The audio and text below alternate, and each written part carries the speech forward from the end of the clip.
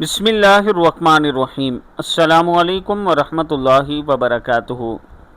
رات کو سونے سے پہلے کی خوبصورت دعا، اور جب آپ نیند سے بیدار ہوں تو پھر یہ دعا پڑھا کریں۔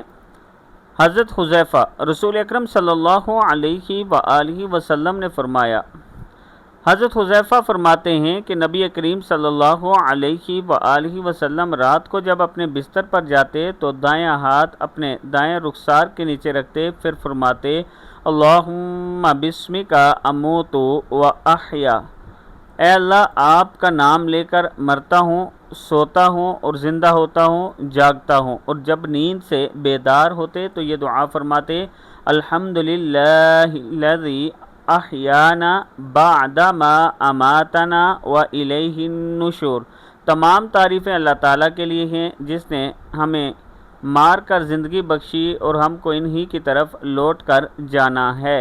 دعائیں پھر سن لیں۔ اللہم بسمک اموت و احیا، بیدار ہونے کے بعد کی دعا الحمدللہ الذی احیانا بعد ما اماتنا و الیہ النشور۔